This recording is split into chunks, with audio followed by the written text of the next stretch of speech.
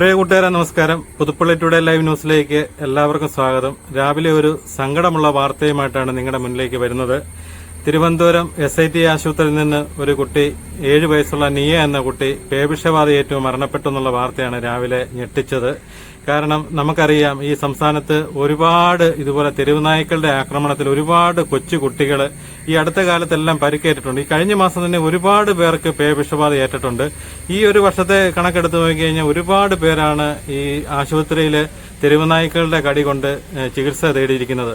അപ്പൊ ഇത് നിയന്ത്രിക്കാൻ നമ്മുടെ സർക്കാരിനെ കൊണ്ടോ നമ്മുടെ മറ്റു ഒരു ഡിപ്പാർട്ട്മെന്റിനെ കൊണ്ട് സാധിക്കാത്തെന്ന് പറയുമ്പോഴത്തേന് നമുക്കേറെ എന്താ നമ്മൾ പറയുന്നത്, നമ്മുടെ ഭരണ സംവിധാനത്തിന് എന്താ പറ്റിയെന്നുള്ളതാണ്.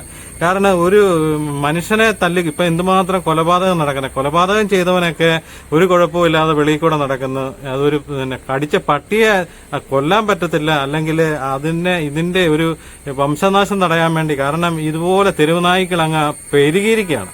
ഒരു വഴി അങ്ങ് പോകാൻ മേലാത്തൊരവസ്ഥയാണ്. ഞാൻ കഴിഞ്ഞ ദിവസം വെളുപ്പിനെ മണർകാട് കവല വരെ ചെന്നപ്പോഴത്തേന് അവിടെ ഒരു മനുഷ്യനായിട്ട് ഓടിക്കുകയാണ്. ഒരു 8-10 നായുണ്ട്. ഞാൻ ഓർക്കുമായിരുന്നു, ഒരു കുട്ടിയൊക്കെ ആണെന്നുണ്ടെങ്കിൽ എന്ത് ചെയ്യാൻ പറ്റും. അതുപോലെ ഈ അടുത്ത ഇടയിലൊക്കെ നമ്മൾ സോഷ്യൽ മീഡിയയിൽ കണ്ടതാണ് സ്കൂളിൽ നിന്ന് വരുന്ന കുട്ടികളെ എല്ലാം ഇത് ആക്രമിക്കുന്നത്. കാരണം ഇന്നിപ്പം ഈ നിയ എന്ന കുട്ടിയെ താറാവിനെ ഓടിച്ചുകൊണ്ട് വന്ന ഒരു പട്ടിയാണ് ആ കുട്ടിയെ കടിച്ചത്.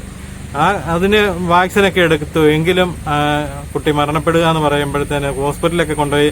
എനിക്കിട്ട് ഒരു പ്രാവശ്യം ഞാൻ വീട്ടിൽ വളർത്തുന്ന ഒരു നായ എനിക്കിട്ട് കടിച്ചതാണ്. അപ്പം എനിക്കിതിന്റെ കാര്യങ്ങളൊക്കെ അറിയാം. നമ്മളെ ഒരു വല്ലാത്തൊരു അവസ്ഥയിലേക്ക് എത്തിക്കുകയാണ് ഈ പട്ടി കടിക്കുമെന്ന് പറയുന്നത്. കുട്ടികളെ സംബന്ധിച്ച് നമുക്കൊക്കെ എന്ന് പറഞ്ഞാൽ കുറച്ച് ധൈര്യമുണ്ട്, പക്ഷെ കുട്ടികളെ സംബന്ധിച്ച് ഇതിന്റെ ആ പേടി എന്ന് പറയുന്നത് അവരുടെ ജീവിതകാലത്ത് മാറത്തില്ല. കുട്ടി ഇതിന്ന് റിക്കവറി ആയാൽ പോലും ഈ മനസ്സിൽ നിന്ന് ഇത് മാറത്തില്ല. കാരണം അത്രയ്ക്ക് മൃഗീയമായ രീതിയിലുള്ളതാണ്.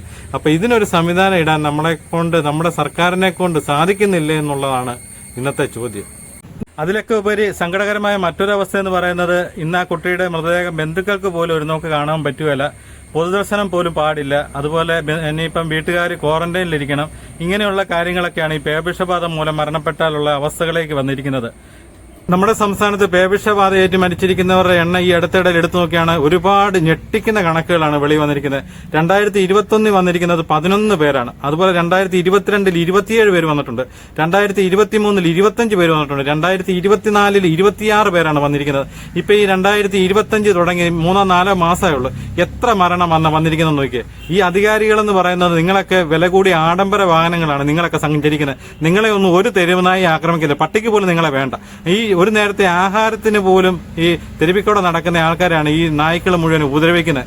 അതിനൊരു തടയിടാൻ വേണ്ടി, അതിനൊരു നിയമ സംവിധാനം കൊണ്ടുവരാൻ വേണ്ടി നിങ്ങളെ കൊണ്ടൊന്നും സാധിക്കുന്നില്ലെന്ന് പറയുന്നത് നമ്മുടെ ഈ നാടിന്റെ അവസ്ഥ ഏതുമാത്രം രീതിയിൽ താഴോട്ട് പോകുന്നുള്ള ചിന്തിക്കുക.